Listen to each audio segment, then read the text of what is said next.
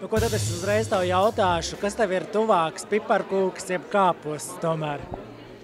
Labs jautājums, klausies, bet zini, Ziemassvētkos noteikti piparkūks. Protams, vasarā kāposts un ziemā piparkūks. Cik bieži tu pati pavadi gatavojot, jo tu taču esi ļoti aizņēma, tu tomēr biznes. Cik daudz atliek gatavot no rīta, vakarā, pusdienās? Nu, zini, kā ņemot vērā to, kad ir 2 bērni mājās, nav jau varianti jāgatavo. Ir tāpat brokastis un tāpat sanāk vakariņas. Faktiski katru dienu. Nav jau variants. Piemēram, ir bieži, kad citas blondīnas no Go Blonde asociācijas tev piezvan un saka, Marika, glāb, ko tur tam ēdienam likt klāt, jo mēs zinām, ka Marikai patīk griezt sīpolu un ļoti labi gatavo, bet vai bieži gadās, ka tev arī zvan un prasa padomu? Šat tad ir, acīm redzot, tieši tām receptēm, kura es atkal jūtos tā kā zivs ūdenī. Jā, šat tad ir bijusi situācija, bet bieži vien arī ir tā, kad es zvanu kādai un prasu, kā tad tur bija? Es tev negaršo.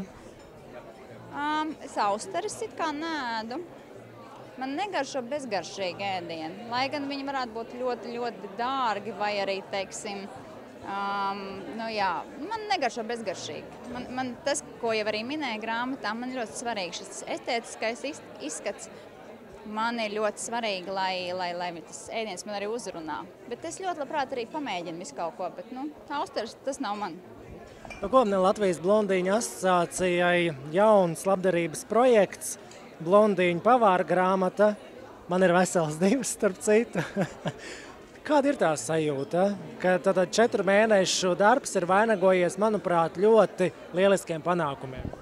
Zini, vēl viens darbiņš ir izdarīts. Līdz šim mēs tādu grāmatu neesam izdevuši, un man ir grūti salīdzināt tās emocijas, bet ir patīkami. Un patiesībā es skatos tās emocijas vairāk autors acīs, kā viņas reaģēs, vai viņām patiks.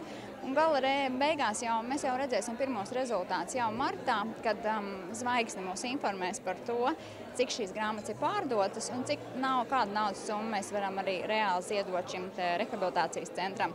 Un tas jau būs droši vien tas galvenais mērķis un sasniegums. Tomēr tu nodarbojies ar biznesu un tad arī ar šīm Go Blonde lietām. Vai tu neesi arī pat aizdomājusies par to, ka, piemēram, pēc gadiem 15, 20, bet iespējams ātrāk, tu varētu uzrakstīt par to savas dzīves periodu, kas šobrīd notiek, pēdējos gadus ir noticis ar tevi? Zini, ja šī dzīve būs tik intensīva un tik traka kā patreiz, man būs iemesls rakstīt grāmatu. Is it skinny? Is it skinny? Is it skinny? Is it skinny?